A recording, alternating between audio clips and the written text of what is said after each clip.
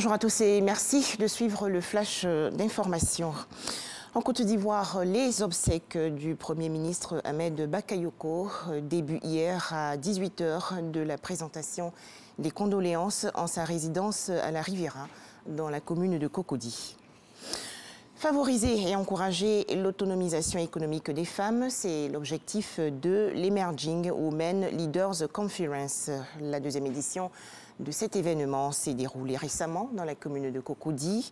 Les palénistes ont recommandé la digitalisation dans la gestion des activités des femmes entrepreneurs. Les explications de Didier Nguessan.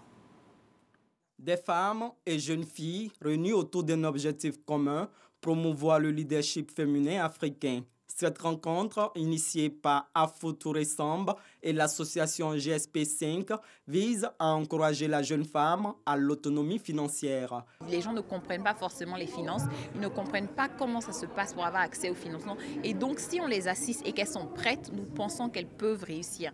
Et c'est pour ça qu'on s'associe avec des institutions. Vous avez vu, nos panélistes viennent de la Banque mondiale, de la BAD et d'autres institutions financières qui peuvent effectivement soutenir ces dames-là pour qu'elles aient accès au financement.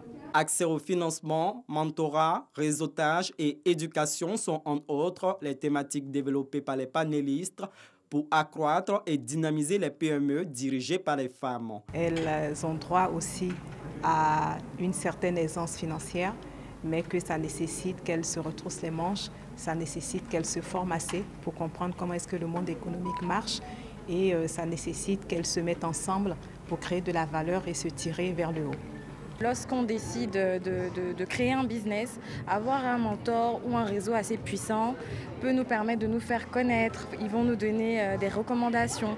Donc ça peut être aussi des signes de succès dans le business qu'on a décidé de prôner. Déterminés à prendre leur place dans la construction de l'économie du pays, cette rencontre est une opportunité pour ces responsables de PME de booster leur entreprise. Je pense qu'elles ont répondu à ces différentes questions et que par la suite, on pourra collaborer avec elles pour voir dans quelle mesure est-ce qu'on peut ensemble accompagner les femmes africaines dans leur autonomisation et dans le développement.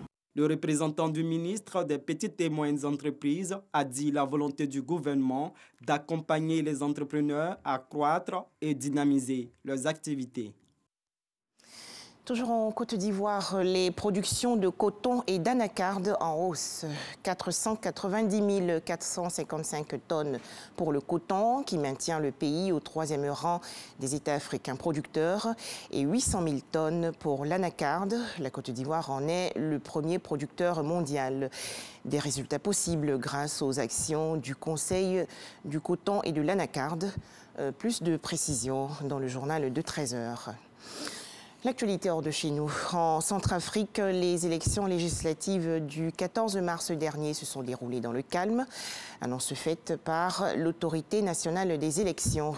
Selon l'année, sur les 118 circonscriptions appelées à voter pour le second tour ou pour les partiels, 112 ont pu voter correctement. Un 4e ministre de la Santé nommé hier au Brésil. Le président Jair Bolsonaro a indiqué hier qu'il va remplacer Eduardo Pazuello, qui venait d'annoncer la commande de 138 millions de doses pour accélérer une campagne de vaccination contre le coronavirus, campagne encore trop lente.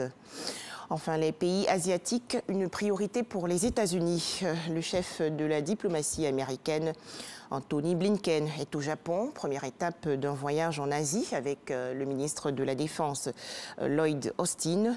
Les deux hommes iront ensuite en Corée du Sud, puis en Inde. Objectif, parler d'économie et de technologie. 13 h, le journal.